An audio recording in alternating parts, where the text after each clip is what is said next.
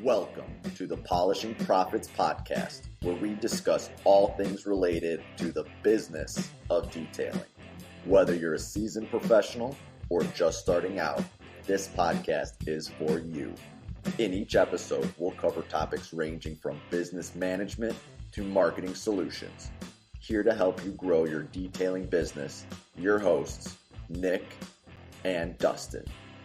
Whoop, whoop. Let's Happy go. Friday. Happy Friday. What's up, brother? Appreciate everyone watching and listening. Let's have ourselves a good show here, right? Let's do it. Yeah, absolutely. I actually had AI write my script this week. So. Oh yeah. Oh god, that means it's gonna be a rough one for me over here. So we missed last week. Let's give the people let's tell them why. Why we missed last week is because I am a slacker. No. I was traveling. We went out to SEMA and spent the week out there Saturday, and we were traveling back on Friday. Got to experience a great show, man. SEMA was really big this year.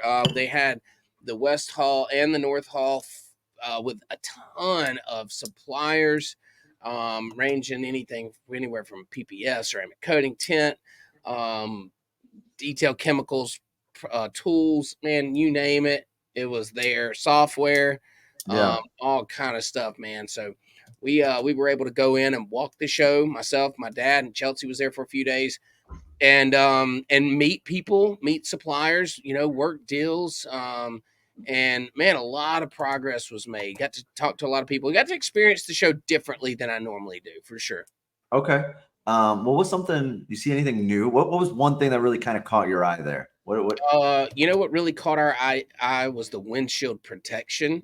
So it's like a really thick PPF. It's a film that goes on windshield to help with rock dings. And this may not be new to others. It's new to us. It's our first time to really see it. So it caught our eye. It's something that we want to look at possibly bringing in the shop. We already do like windshield ding repair, but we would love to add a protective layer to prevent that or help prevent that. You have any experience with that? Yeah. So I saw it, I believe it was maybe SEMA last year or even MTE last year, but I think it's in that process because it's the clarity, right? Yeah. You don't want the people to be able to tell it's on there, right? That's right. As it gets dirty, as it can get stained. I think that's the main thing that it's newer technology, but I don't know if it's perfected yet. And that was kind of my takeaway from when I saw it. Maybe you get a different, perspective from. Oh no, we felt the same way. Yeah, it wasn't like we're ready to ship it. But definitely something that we want to watch evolve and possibly even be a part of that. And met some really good suppliers of some good product. And one thing that's interesting is it's like a 2-year application or a year and a half application. So it's something that you're redoing consistently, which is good for business. But then you got to work on the sales side of things. Why am I spending $800 or $600 extra on my windshield, every 2 years? It's a cost offset, whether, if you're not dinging or busting your windshield or having to replace it, that's when the savings come in. There's always rocks on the road. There's always some rocks. Absolutely. Yeah. So that was one of the things that was really interesting to us. Of course, Rupez's battery polisher is. What are your thoughts on that? Do you think? Let me ask you this: do you think that's because of Flex and a couple others that are going wireless, or do you think it's, is it them just following the trend? Because I know they could have done it before, they didn't want to. Yeah, they already had hybrid technology for their nano and stuff, but I think they were kind of forced to.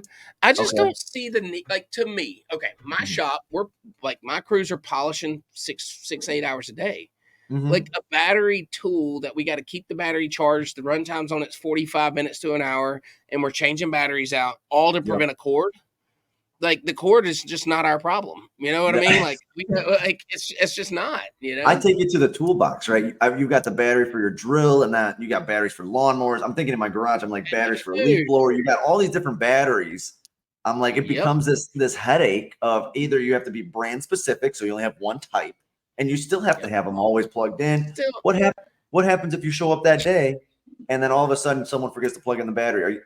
You're sitting there waiting. I can tell you, in my shop, that happens. Did the battery make it back to the charger? Did the battery get lost? Did the charger get lost? Like what? I don't see myself jumping just to wireless as quickly as everybody else. I understand the ease and convenience of it, maybe a one-person shop, but when you've got to start relying on others to do these smaller tasks, that's where we forget to plug in you got those little lights. What's the name? Scan grips. We got those scan grip lights. Yeah, we do too. Phenomenal lights. Yeah, I hope they're plugged in. Yep, lose the charger. I mean, like we had all the scan grip headlamps and stuff, and then getting them back to the charger every night or every afternoon. Yeah. Like, it's just another thing to do. And when you talk about a shop with multiple people in it, those are real problems. We're trying to eliminate things like that. Like chances are they're not going to misplace a 100-foot extension cord. Yeah, no, I agree with you 100%.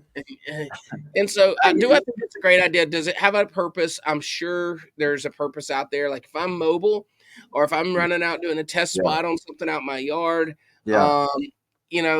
yes, it could have a benefit. Am I buying, one for every guy in the shop? Absolutely not. No, I agree with you. I'm interested to see what other people think. It's Rupes. It's probably a phenomenal product. Like there's no doubt about it. Dude, it's sweet. It's sweet now. They don't mess around. You know what I mean? I still got our original one from like 5, 6, 7, 8 years ago. They're just tanks. They just do an amazing job. You take care of them. You got to clean them, take care of them. Absolutely. Yeah, here's Billy. Battery is nice, convenient, but nothing like having a quarter, in my opinion. Mobile battery. Yeah, absolutely. And I'm, by the way, nothing taking away from the tool. I think that absolutely serves a purpose in somebody's world. And I think they'll sell thousands of them just like they intend to. And I think that a lot of people are going to be really happy with them. I think it's a great machine. It's going to be another tool in the toolbox. It's going to be something where I don't even think you'd want to use it on every car. But it's there for a specific reason. Yeah, let's speak to this as detailers need to be told, though. Here's the reality. Going into this slow season that we may go to, I mean, we're all going into the off season for detailing, right? No matter where you are, even if you're in South Florida, it's still the off season. People aren't using their boats near as much. I mean, it's 70 degrees is different than 90 degrees on the water. Period. 70 degrees sounds great, by the way. But it's 70 here today. Mm-hmm. And I had a little chill when I walked up here. Oh my God. But listen, here's what I want you to understand, detailers. Just because the new tool came out and it's for sale doesn't mean you have to go purchase it. Okay, I'm not taking away from Rupes. Those are my very good friends. The listeners that went and bought it, now you're making them feel bad. Listen, it's great to buy the new tool, use it, love it, enjoy it. But, don't be giving them buyer's remorse now, Dustin. Well, here's the reality, guys. Hold on to your cash. Make great business decisions. If you can use it, if you have a specific purpose for it and it goes to work making you money, buy it. If it doesn't, it's just another tool on the shelf, and that's your cash sitting up there that's not going to get paid towards the power bill. Straight up. Yeah. No, I agree with you. You know what's interesting is, again, I actually see November, December as our busiest season. You know what I mean? So I'm going to give our shout out to some of our guys up north here because we got our salt. And that's white gold. You know what I mean? Okay. Got it. Now, again, the mobile side of it, I know it's a little trickier up north. I got guys that still power through and they figure out a will and there's a way, right? When there's a will, there's a way. But in the shops, you're going to have a heater on. You're going to be bringing these cars in and you're going to have interiors out the wazoo that with salt all over their carpets. And it shifts a little bit. You know what I mean? People want salt off their car. They're like, hey, you know what? I got to get this ceramic coated. I got to get this waxed. I got to, we got to get my car protected because it's going into the elements. Right. So I'm going to speak for us up north here. We like it this time of year. Really? Yeah. No, there's nothing like spring down here in the South. When the boats are coming out, the cars are coming out, everybody's ready to get them cleaned up. Like February, March, April, May is like, it's on. It is on. So, but like you said, no matter what time of year, whether it's slow, busy, it's still making a business decision and trying to decide, hey, what are we going to do to continue to improve our bottom line, to continue to grow? What can we do right now? What is Dustin and EZN doing right now? If it is a little slower down south, right? Mm-hmm. What are you guys doing to drum up business or set yourself up for success? Yeah, and this is something that I talk about a lot, is you don't wait till it's slow to do the things to keep it from being slow. You got to start marketing out ahead of times. Now, a lot of times you may catch you off guard. It shouldn't catch you off guard, but sometimes it does. And there's things like, what we're doing right now is we pumped the gas on our ads and our ad spend a few months ago. We transitioned our message into trying to show value and why, why they need this service rather than just that we have this service. And we pump the gas heavy on our marketing before we lead into the slow time. Okay. Then we think about things like Black Friday promotion, heavy promote that. All right. And then we start to think about like what do we do as far as creating efficiencies in the business that we have? Mm-hmm. Where can we cut cost? Where can we, because if we're only going to do so much, then the other thing that we control is our cost associated with it. So do we have a little fat around here that we could trim? Do we have some things that maybe we don't need anymore? Do we have staff on that maybe is not contributing at at the level that we need them to contribute to during a slower time? And so we start to look at those things and dial in and lean up our business so we can go right through the slower season and come out in the spring ready to fight. Come out ready to go. I think again, it's kind of up here, right? So we're trying to figure out how, if adding guys, hey, seasonal, just for the winter because of, with you got salty cars, you got a car wash. We're gonna be washing cars. Maybe changing the business model a little bit from detailing to more maintenance washes. You know what I mean? Because people just want something fast. They want something easy. You can look into wholesale work. Right now we got 16 school buses that we're working on covered in tar that are getting dropped off one at a time. So it's like, and again, because of that, we're busy and we have, this extra headache / opportunity. Yeah. So we make that decision of like, look, we need to hire someone else. We need to go from 11, 12 people every day to 13, 14 to be able to knock this out. So, and again, if it was the reverse, let's say we didn't have that big job and we're like, hey, I see the forecast. We're about to be in the -2s. Okay. Hey, what, like you said, where are the inefficiencies? What do we, So really forecasting it, it's going to be different. Maybe someone in California's got something different. You're down south. I'm over here in Midwest, New York, California on the coasts are different. It's going to be different for each business, but knowing your business and making a decision, from your under, from your experience. Let's speak to some of the detailers that don't have staff. So like here I am, I'm coming into a slower season and I don't have anybody to cut. Okay. You can't cut yourself. It's me and the mortgage is due and the power bill is due. What do I do when it's slow? And the answer is you look within your customer base. You should be doing this already. Customer retention, keeping your current customer base, squeezing the sponge, getting as much work as you can out of your current customer base. You should have process in place to communicate to them well after the job continuously. That reminds them that you're there. So like mass text, mass email. If you don't have something like that in place, you can start today. A mass text that can be sent out. And if you don't have a platform to do it and you have 100 or 75 customers or whatever like that, go through and copy and paste and text them from your phone, but nudging those customers a little bit to generate a little bit of business. Do the things that works faster. And it may not get you that specific job with that specific customer, but I guarantee you when that person that gets that text goes home and eats dinner with their wife, husband, or goes into a business meeting and somebody mentions, oh man, my car is trash, or I got to get it over here. Oh, I got this text from Easy In, and they got some availability next week, or they got some. You're pulling into the garage and the car's all dirty. They're like, oh, you know what? You never know where they're at or what they're thinking when that text goes through. You know what I mean? And it just, that's right. And so to always be there, that's stuff that you can do very cheap. So like a longer term plan would be run a Facebook ad, right? Like you don't just run a Facebook ad and then business piles in. It doesn't work that way? I wish it did. It used to. Yeah, it used to.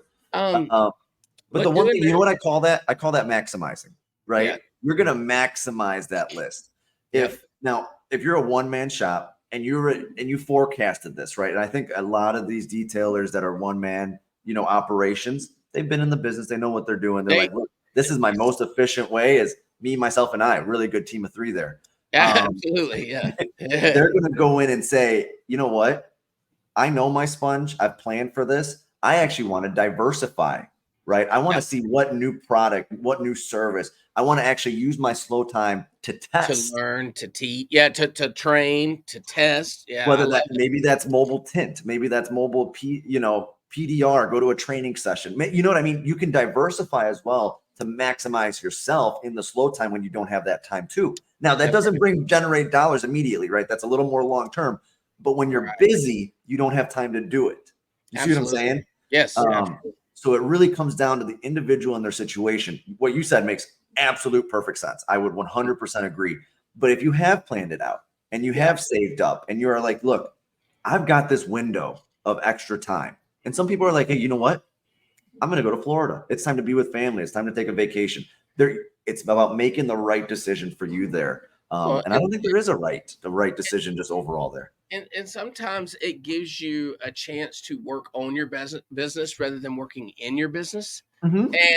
And so to use that as an opportunity, and if you've budgeted for it, if you have the money where you can say, hey, I can take a slow week or 2 or 3 and do this thing for my business, then you do that. If you can't and say, hey, mortgages due, rents due, whatever, I've got to work tomorrow, then I'm reaching out to my current customer base, seeing if there's anything out there that I can do.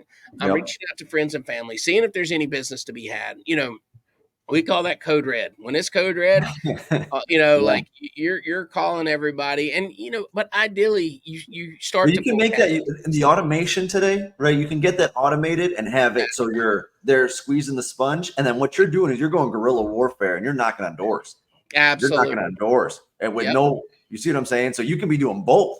Well, of course, in relationships with dealerships and things like that. Like, this is something that we proactively do. I mean, my dad's really good at building those relationships. He's taking donuts, he's taking breakfast bowls to the people that we do business with that send us a lot of work, and making sure, and you don't wait till you're slow to do those things. You kind of have to do those things all year long. But if you get to the point where you're needing work today, those are where you lean on.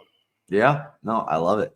What else is going on? EasyN. We haven't been here 2 weeks. A little story time. What's going on right now inside EasyN? Last 2 weeks, you were obviously at SEMA, right? So this is a good example for some people. Like the doors were still open, right? Oh, absolutely. Yeah, the doors are shut. So we're in a season of what I like to call KPI. So our season of KPIs, and we are going and developing KPIs for each position within the company. And so, like, sales has their own numbers, shop has their own numbers, QC has their own numbers, and we've created forms that they're filling out, and it's how they know if they're performing well. So instead of it being so subjective, like, you guys should be doing $25,000 a week. Okay, what are the things that help me get to there? If I'm not there, what would help me get to that point? How do I know if I'm underperforming or or performing at my maximum potential? Yeah. And so we are developing those, and we've made a lot of headway through it. We're working our way around all businesses and establishing those KPIs so we can track it. But that also ties them to the business and says, okay, no longer am I just a car washer here at EasyN, but here is what I bring to the table. These are the numbers that I affect. This is what I bring to this business. And that's something that we're working on heavily right now, and it's been really fun and exciting. Yeah, it sounds like a lot of spreadsheets. It's like a lot of spreadsheets. How'd you know? I'm trying to think if there's anything else exciting happening at Splash. I don't. In November we do our 2 coats of wax for the price of 1 special. Again, we try and do a monthly special every month. It's just something easy for when we do a mass email or whatever it is. Do you guys do any monthly specials over there? Do you do any specials? Let me ask you that. Yeah. So we don't do like necessarily monthly specials. We run a Black Friday promotion. We will do one-off things. So we'll text out like here and there, like a windshield coating for XYZ. But we really just try to sell our service at top dollar. One thing that we did rebuild was our sales process. And so we took what was a 30-day process and we shrunk it to 10 days. And it is a heavy dose of communication for 10 days to get an estimate to convert. Wow. After the 10th day, if they did not convert, we dropped them into a normal drip campaign, which is like what I'm talking about, a text every week or two, just to nudge them and remind them we're still here. But for 10 days, every other day, they get a phone call or a text nudging them to book an estimate, to book the job. Wow. That's and again, that's way more than we do. And again, you've got the conversion numbers on that. That's awesome. Mm-hmm. We're just, so think of it like this. It's a little different because for us, we're putting these specials in place because we've got the people coming through. We have the walk through traffic, right? Yeah. So we've got physical people that are in our store getting just a car wash, right? Every day of the week, 2 times on Sundays, right? Right. So our specials are more geared towards converting existing customers. So if you're coming in for a wash, it gives the cashier it's just an easy formula, right? Hey, great, you're doing a number 2 today. We got this special going on in November. Did you have any questions? Let us know. And we leave it so open-ended, you know what I mean? But it gives that conversation an opportunity to expand. Absolutely. So the cashier and the sales team aren't just sitting there trying to think of what to sell. It just, we try and keep it super simple. And that's why it's a little different. You know what I mean? So versus us trying to, specifically target for the detailing side, we're playing that game of in-store, walk through traffic and converting from there. So we're opposite. Like you would not even know we're a detail shop from the road. No, there is no, you wouldn't. And you wouldn't know we're a retail store either. We're on 6.5 acres and our shop and our store are at the very back of it. Yeah. You know that we're storage because there's boats and RVs and buildings everywhere. Yeah. But way back in the back is our retail store and office spaces and our detailing shop. So we have to reel them in. The window into our store is our social media presence. And we really have to work, or Google, like our marketing platforms. Yeah. No, we really have to work to bring them in. And then when we get them in, we have to really work to make sure they convert. So let me ask you this. What is that percentage of people that sort of just walk in, right? Like, are like, hey, I need to come in for a detail. Walk in? Zero. Yeah. Zero. Really? Zero. No, wow. Zero. That's wild. Now, unless they've done business with us before. No, I mean completely new customers driving down the road. 100% zero. It's zero. Yeah. I mean, because you wouldn't know. Yeah. Like, you would not know that we're a detail shop.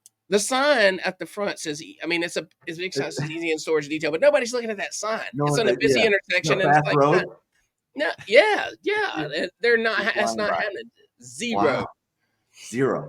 Yeah. Is that something that even makes sense? Chris is getting you a picture. Yeah. Does it even make sense to try and convert there? Does it, you know what I mean? Is like, do the traffic numbers make sense to be like, hey, look, I want people to know that they can, you're like, no. I mean, so the answer is yes. And yes, we've thought about putting a storefront on our retail store. I mean, we have the same battle with our retail. Unless you know we're here, you are not coming in. The sign don't even say retail. So I fly down to Alabama. I'm going down the road. Am I driving right by? You would drive right past them. Wow. Dustin, that's astonishing. I never knew that. Yeah. Yeah. So all of our business, all of this, and we do a lot of business is brought in through our marketing efforts. Like we have to reel it in through marketing efforts. It looks like Chris has got a picture. Okay, so you can see here our operation. You don't even see the road where you're at right now. Yeah. The road is underneath that, and so that's the main drag in. Our shop's in the very back, and that retail store's that big block building right there. And you can see the entrance. I mean, you just barely even see it, and that's probably a little bit of an older picture, but well, I don't know. That's when the ambulance. No, that was from 3 or 4 months ago, I think. The fire trucks there.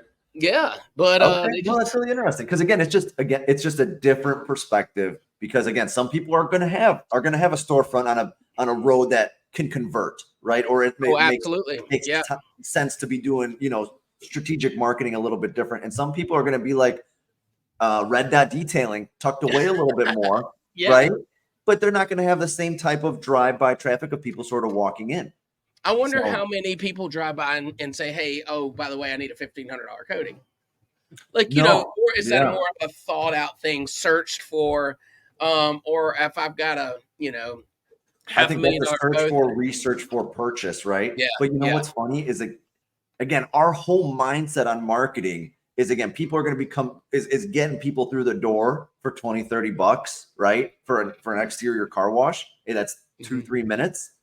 But once they're there, then we're able to sell them $500, $1,000, $2,000 PPF. You know what I mean? We have that presence online. We know that's there, but you're getting that additional just coming through. I don't know. That's just and don't take this as we don't want that either. Like we want that. Like we have thought about it. The way our property's set up, like it would take some rearranging, but we would love to know people to know what we do from the road. But just in the immediate where we've been hasn't been. We got a big car wash enter sign with an arrow. You know what I mean? So, you could be driving. Oh, I need a car wash. Oh, by the way, now, so we don't chase that market at all. No. Oh, no, not yeah. And I think that's probably like our retail store could use more of that drive-by thought more than shop. And that's what I'm saying. Like, hey, you could have something there just for the retail traffic, and then all of a sudden they start wandering. Then you got people wandering all over the place. Yeah. And we do have a billboard that's probably half a mile from us. It's a big digital billboard. And by the way, I would not recommend billboard advertising unless you've got a budget for it. Okay. And you're looking for more than what you have already. Like not just like I need business today, don't go get a billboard. Like a billboard is not effective as far as price per job unless you've already kind of exhausted all your budget in your social media. The reason being is because you can get it so cheap. Like I could spend the $1,500 or $2,000 a month that I spend on my billboard on social media and get 10 times more of a return. Gotcha. But what we use a ton of social media. We use that as kind of like that added layer, and it's up there, and we use it for entertainment purposes. We make jokes up there, like we have fun with it. But it is that kind of easy, and it's just right around the corner. Yeah, and again, once you're established in that community, you know what I mean. It's a little it changes, but what's funny is it's just we still get people that are like, man, how long have you been here? Oh, 15 years. Oh, I got you. Cool. Yeah, we've been never seen you guys, never heard. We just saw the sign. We just stopped by. You know what I mean? And I tell them, don't tell anyone else. I cannot tell you how many people, I mean, it's way more rare now, but walk into our store and say, holy shit, we had no idea this was here. Yeah. And start looking around. They're like, they what? Do. Yeah. They do. And it as soon as it's going to happen because they walk in, they stop, and they go, wow, we had no idea this was here. Because when you walk in our store, the inside of our store is pretty nice. I mean, it's full of inventory. I mean, it really is a cool look. And so, I mean, as far as advertising goes, social media is still like, the number one way we feel like to get our message out there. But between Google, social media, that's where the efforts that we're spending. Yeah. And I'll be honest, that's where we struggle. You know what I mean? That's just the content creation. The content creation side is definitely the 110, just very, very difficult to do it in an efficient manner. Consistent. You know what I mean? Yeah, consistent. And do it consistently. So, if you're not doing it perfect right now, don't worry. You're not alone. Yep. Yeah. Just Dustin's a superstar there with his content. It's not Dustin. I can assure you. What else? So let's talk a little more SEMA. I'm trying to think of what else when I was there that I saw that was really cool. If you see, what else did you see that you thought sort of caught your eye? Just everything. It can be overwhelming. There's a lot of the knockoffs coming to town. Like a lot of your overseas. How many ceramic coating booths did you see? Few 100. I mean PPF. Like there's an overseas booth. About every other booth selling PPF, selling ceramic coatings, selling tools that look just like the other polishers that you know of. Yeah. Selling pads, selling chairs, the rolling chairs, tool carts. So that was kind of surprising. Again, no, this show is different for me. I've never actually walked the show. I've always had a booth, and so this year not having a booth was a different take on the show. But let me tell you, I think I got way more out of it than I would have if I'd have stood in a booth.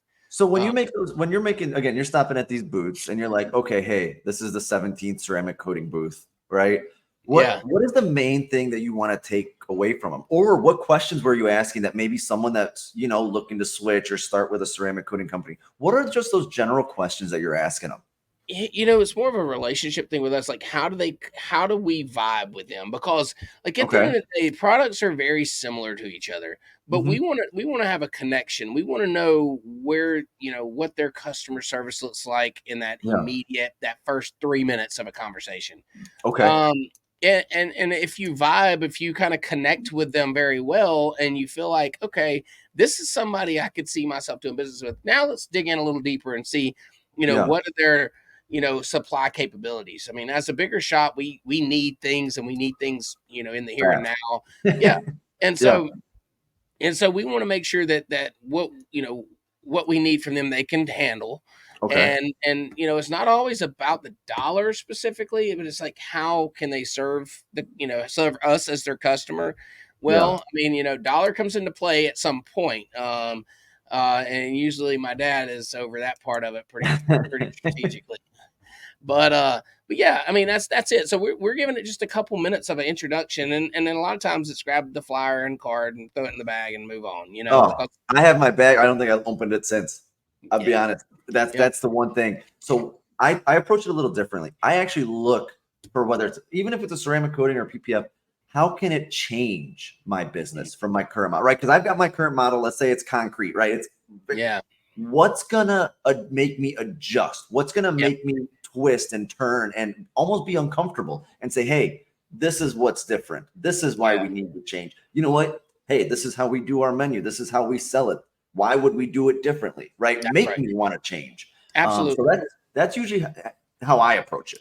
When we're looking at services or things, we're looking for what can we add to, like what can add to this. And so that's but if you add, right, that list gets real long. Your menu gets more confusing. You can't go so wide. Yeah. No, right. We're not adding multiples, but like we had a goal to show of adding one thing, and we're leaning towards the windshield protection as that being the one thing that we want to add to our list of services.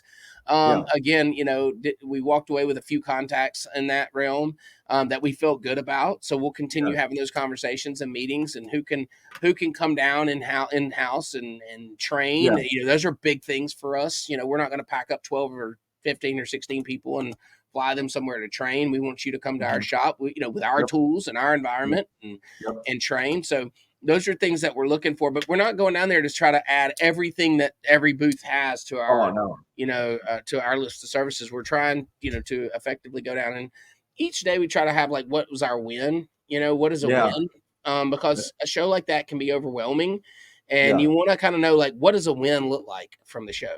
I don't even know what part of the brain it is, but it just always just tired by the end of the day. You're there just like absorbing so much information, and it's just like, and it's such a long walk. Like, it's such a long area to cover too. Like, I mean, it's huge.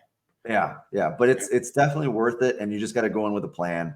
And I'm excited to be there next year for sure. I just had a couple things this year. And now they put it on Halloween. You know what I mean? It's like I'm trick or treating with the kids. You got to make a decision. I'm done there with the kiddos. I know. I have yet to be at a Halloween with my daughter, which is kind of crazy. Yeah. No, we got to make sure. Make that a priority there. So next event is MTE. It's a smaller cut down version, of course, obviously, but it's more focused. It's on the detailing and then the PDR industry. But you get a more one-on-one connection with the suppliers, even more so like the usual ones that are there. The ones that that you're going to probably end up doing business with will all be there. So, and the education part of it, I think, is really cool. I don't think SEMA could really have an educate. It's just so big. I don't see how they could do something like MTE does. But that 1 day education of, hey, literally you're at school. You got a backpack. You're going from one class to another. You're picking which classes. I think that's really neat. Yeah, we'll have. I'll have an education day or two myself. I know that I'm hosting the RUPEZ discussion panel. They asked me to do that. So excited about that. But yeah, there's tons of education there. I know Joe LaPalma always puts on a good one there. I'm sure he'll have a day there, or a class there. I'm sorry. But yeah, absolutely. Go into that, making that first day, your education day is important. And the other thing is it's book it now. You know what I mean? Flights are pretty cheap right now. You know, if you're coming from the north, if you're coming from a big airport. So just get it booked up. You know, MTE is definitely one. We'll be there. For sure. People there. Yeah, man, sounds great. Cool. Not sure what Brick is talking. I'm not trying to get down south. Salt should be by the sea, not on my car. Billy's 100% right. Talking about, yeah. Hey, I'll be Brick. I'll be just Nick yeah, and Brick. right. Nick and Brick. That's funny. No, that's the truth. I mean, like, you know, but you know, we have our own battles down here. It's just like anything else. So when you see those big salt trucks, I'm talking like, you know, tires as big as me, right? And they're just all covered with, they're just filled with salt. You know what I mean? Those are the days, you know, the next day is going to be real crazy because people don't want it on their cars. People don't want to leave that on their car. And it's definitely a good time. Yeah, it's majorly corrosive and terrible on them. So awesome. Looking forward to it. Great show, man. Great catching back up, getting back going with it. It's always fun catching up. And you know, guys, as you're rolling into these off season and things, make sure you're putting thought into it before there's no jobs on the schedule, right? You know, time to act is not the time when you have $0 on the schedule. You've got to understand that things do change. The seasons shift.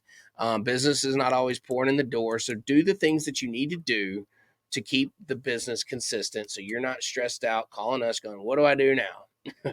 Such a dark way to end the show. No, I'm not ending it like that. I'm going to say, hey, next week, we're going to talk a little bit about November accounting. Hey, getting ready for the end of the year. Yeah. Trying to plan some stuff out. So I think that should be next show. I'm pretty excited about it. Yeah, me too. Sounds great. Good show. Thanks, buddy. Sounds good. Appreciate it.